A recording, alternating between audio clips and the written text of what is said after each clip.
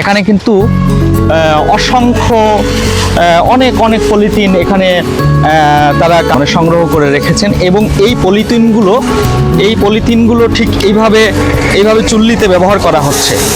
এই যে দেখুন, এইভাবে চুল্লিতে ব্যবহার করা হচ্ছে, যার ফলে এই যে পলিথিনগুলো ব্যবহার করা হচ্ছে, হ্যাঁ, যে পলিথিনগুলো ব্যবহার করা হচ্ছে, এই পলিথিনগুলো কিন্তু একদম প্রকৃতি থেকে বিলুপ্ত হয়ে যাচ্ছে, আগুনে পুড়ে ছাই হয়ে যাচ্ছে। তো এটা সাময়িক যে ধোঁয়ার গন্ধটা চারদিকে ছড়ালেও এখানে যে মানে প্রতিদিন টনকে টন পলিথিন এই যে রাস্তার যে পিস প্রসেসিং কর্মসূচির জন্য পুড়িয়ে এই পলিথিনগুলোকে বিলুপ্ত করা হচ্ছে, এটা কিন্তু আমাদের জন্য একটা ভালো দিক। আপনারা নিঃসন্দেহে এটা বিশ্বাস করতে পারেন। কারণটা হচ্ছে এই পলিথিন যেভাবে মাটি এবং প্রকৃতির ক্ষতি করে সেটা কিন্তু আপনারা সবাই জানেন। কারণটা হচ্ছে এই পলিথিন দেখুন, এটা কিন্তু 300 বছর 400 বছর 500 বছরেও এটা কিন্তু কখনো পচে মাটির সাথে কখনোই মিক্সড হবে না।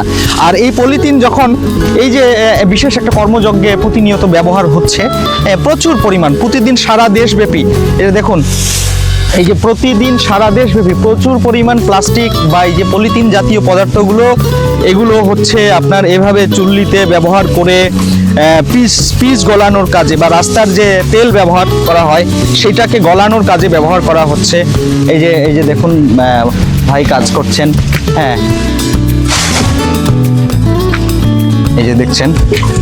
এবং এই পলিথিনগুলো ব্যবহার করার ক্ষেত্রে ভাই এগুলো তো খড়ির থেকে জলেও ভালো, তাই না? জলে ভালো। আর যদি মনে করেন খড়ি ব্যবহার করতাম, দেশের অনেক ক্ষতি হতো, কারণ অনেক গাছপালা কাটতে হতো। হ্যাঁ। আর এর তো মনে করেন জমিনে পড়ে থাকলে মাটি নষ্ট করে, পচেও না, কিছুই হয় না।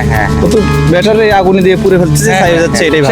এই ক্ষেত্রে আসলে পলিথিন একদিকে যেমন বিলুপ্ত হচ্ছে, আপনাদের এদিকে দামের দিক থেকেও সাশ্রয় হচ্ছে, অন্যদিকে এটার মানে জ্বলার ক্ষেত্রে রেজাল্টও ভালো দেয়, খুব সুন্দর জ্বলে। দর্শক দেখুন কি বরাবর মানে দহন হচ্ছে।